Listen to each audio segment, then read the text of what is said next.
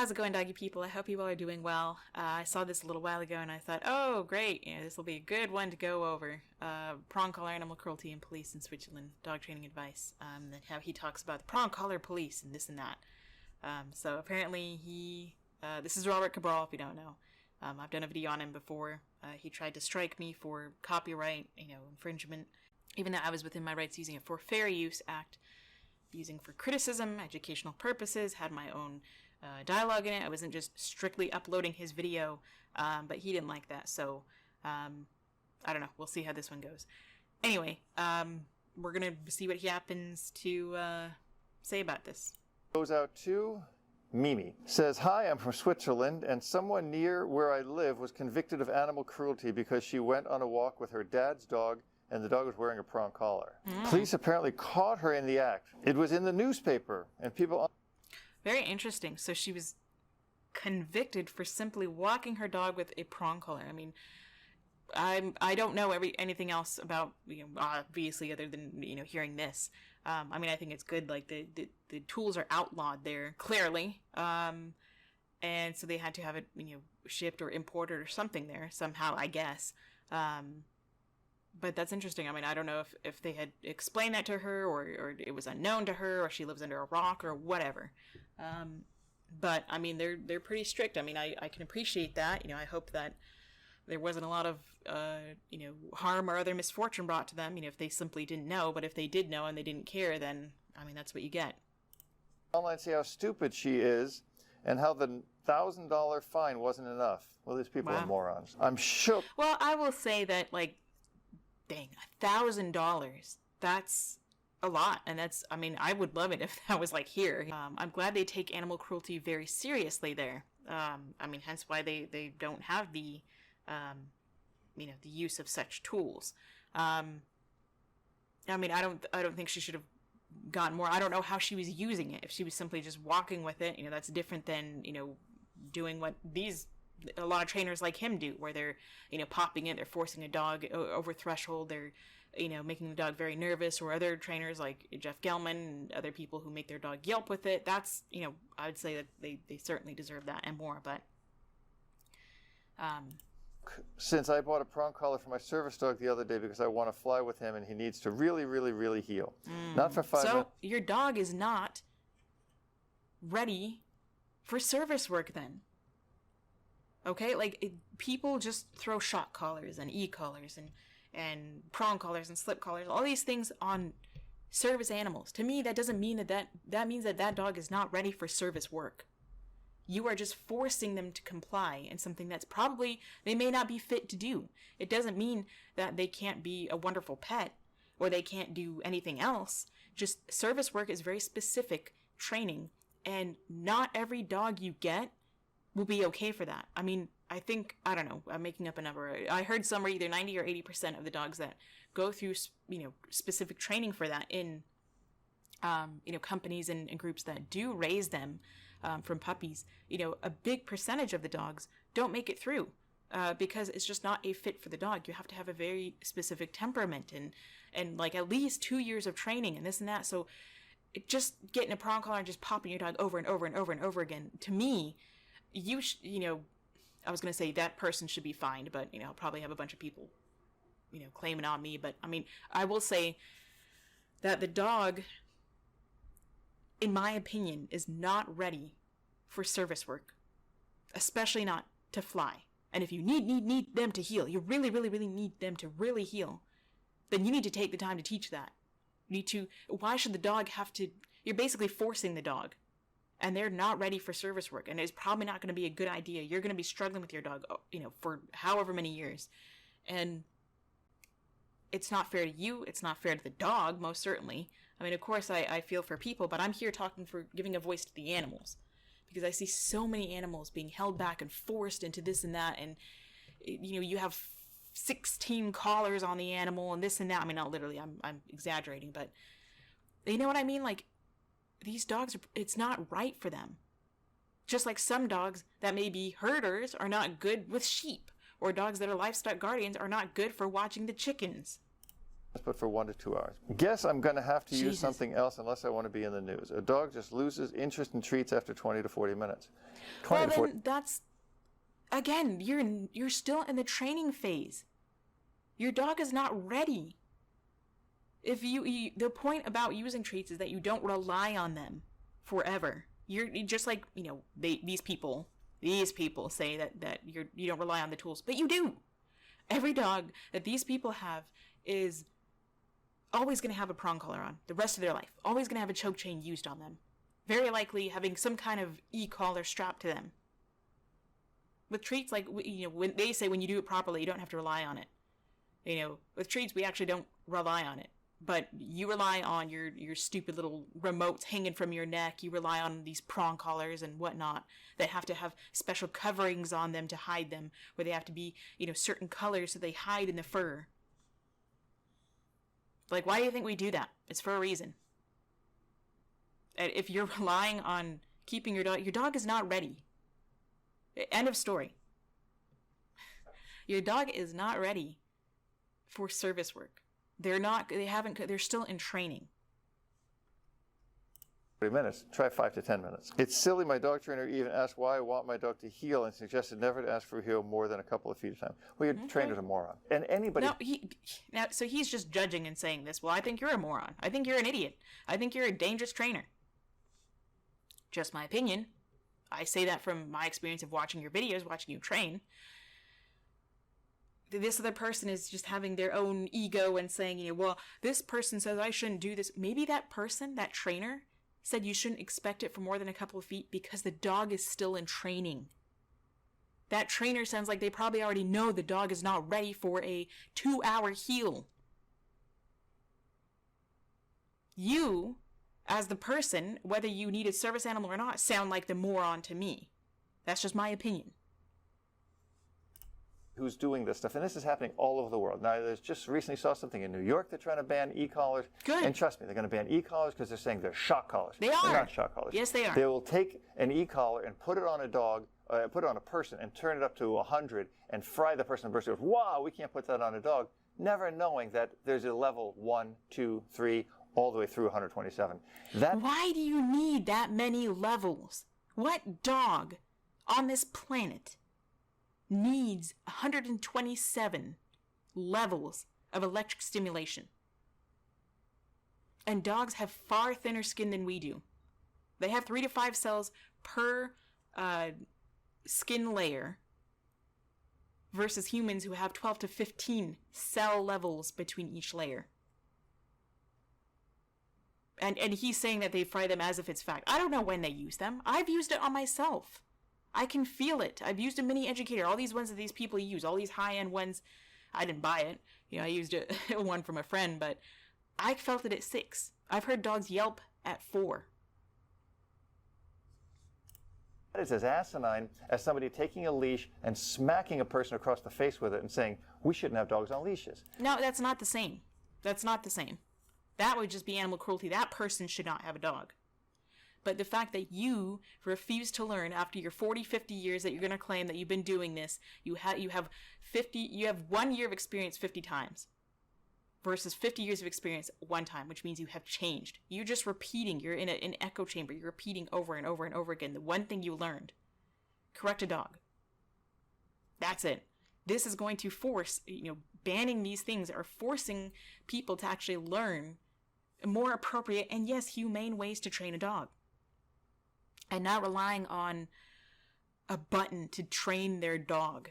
It's not necessary.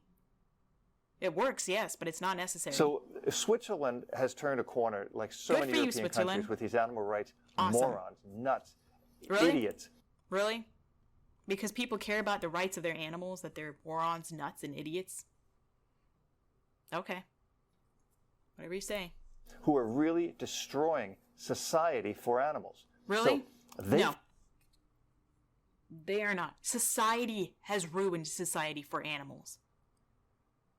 Dogs are still seen as property. He suitcased a boxer And by that, I mean he had a slip lead and he couldn't use it on the dog because the dog had a collapsed trachea. And maybe I'll add the clip in here if I think to. If not, then sorry, I'm too lazy. But he had slip lead and he wrapped it around the dog and he just drug him away. After letting this dog run to the end of a 6-foot leash and yanking back on him.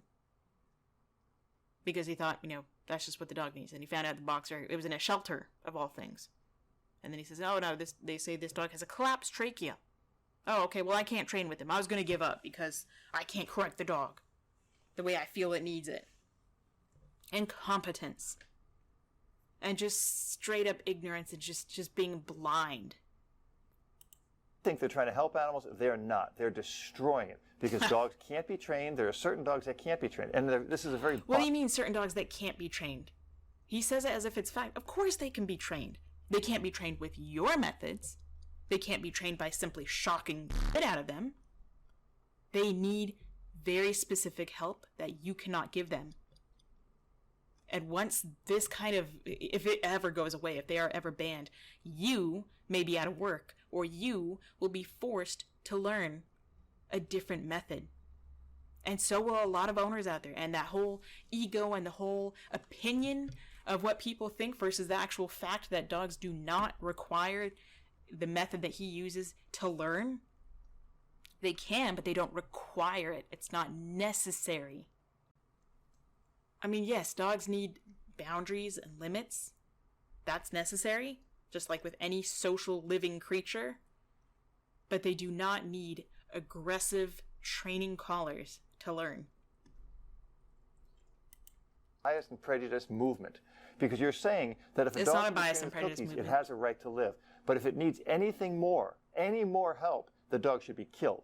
Because no, I don't agree with people who are saying that. I've never agreed with anybody who says, these so-called, I've never heard or talked to anybody personally who said that these people probably just spreading out moral lies like everybody else does. I've never worked with an aggressive dog and suggested euthanasia because I couldn't help them. I always make a point to suggest that they work with an animal behaviorist, a veterinary applied animal behaviorist, or a specifically applied animal behaviorist. Otherwise, then the other option may or may not lead to euthanasia as a way that is more beneficial for the dog.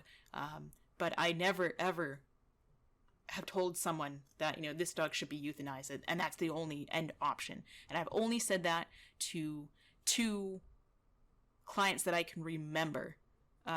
And because these dogs had very serious psychological issues that I was not capable of helping. So I refer them to people who can help, people way above my pay grade, my education, my skills. And I'm not afraid to say that or to claim that. I'm no behaviorist. And it is fraudulent to claim that you are here in America. In the UK, it might be different, but I'm referring to Will Atherton, who always says that, and all these other trainers, but I don't just willy-nilly suggest euthanasia. I've maybe suggested euthanasia more for dogs with serious health issues, and it was just my suggestion that, hey, rather than, having this dog scrape by another month, maybe it might be more beneficial to them. But that's not what we're talking about here. if you can't train the dog with cookies, then you just can't train the dog. No, that's just like what you're saying. Banishing prong collars, e-collars, they're banishing crates, they're saying no more slip leads, it has to be a flat collar. Yeah. Well, when dogs are pulling out of flat collars because you're not training them and they're running down the street and either attacking wildlife or domestic... He acts like this is like rampant. Like there's thousands upon thousands of dogs just going wild now because they're not being held back by a choke collar that's causing their trachea to collapse. They're not being held back by a prong collar or yelping from an overpowered shock collar. Or the fact that they're not acting like slaves, they're acting like dogs, and we actually have to take accountability for them and learn how to communicate with them in a humane manner. Farm animals, or knocking some kid off of a bicycle, the blood is on these people's hands. So no, it's on the owner's hand. I'm holding owners accountable. I'm holding trainers accountable. I want to hold people, humans, accountable. The dog should not have to be held accountable. If you get a dog, you are responsible for that animal. Keeping it alive, keeping it healthy, keeping it safe, and keeping other people around you healthy and safe. Well, I'm telling you, this is a dangerous, dangerous movement. No, only for you. Not for dogs. Now, can I honestly say that there may be cases where we're in the beginning that more dogs are going to be put down because we have incompetent trainers out there? Yes. I can see that happening. I don't want it to. I mean, I can only do so much. I'm one person. And that's why I'm trying to educate people who want to listen. Over 10 years of my work in shelters, okay? If you check out my shelterdogtraining.com... Yeah, you used to actually hang dogs in shelters. You took those videos down. Where he would actually have a dog that if a person looked it in the eye, he would hold the leash up for no less than 20 seconds. It's not there anymore. I'm not lying. I've saw it with my own eyes. This is my own testament that I have seen him in a shelter environment, you know, just like the boxer. That one's still up. Where he would hold up the leash and instruct other people. Hold. The dog could not breathe. He was hanging them up where they were sitting on their back feet. Okay, they're not like airborne, but he pulled them up to where their front feet were off the ground. They couldn't sit properly. They were swallowing very, noticeably, trying to breathe, and then he would put them down. That's what he used to do in shelters. Just because you've worked there, or you've worked with shelters, doesn't mean you're a good trainer. See, 10 plus years of a course that I built to help people become better dog trainers or become dog trainers, period. No, dangerous. You're spreading dangerous information when you do that. Dangerous methods. Because then people are going to go out and do that to other dogs and make them worse. I know this because I've trained dogs that have been trained by other dangerous trainers. Never, ever used anything but a slip lead. Which is just as dangerous. If not more dangerous, the way you work with that boxer. Dogs are in shelters because oftentimes they're not trained, they're not conditioned, they're not working. Most of the time, dogs that are in shelters is not due to behavior, but due to overpopulation. Because people don't want to get their dogs spayed or neutered. They want to have puppies. They're not being responsible. They say, oh, my dog should have at least one litter before I spay her. No, that's old, stupid nonsense. There's no fact to it. If you want to keep your animal intact, that's fine, but you have to be responsible. Stop having puppies for the sake of having it.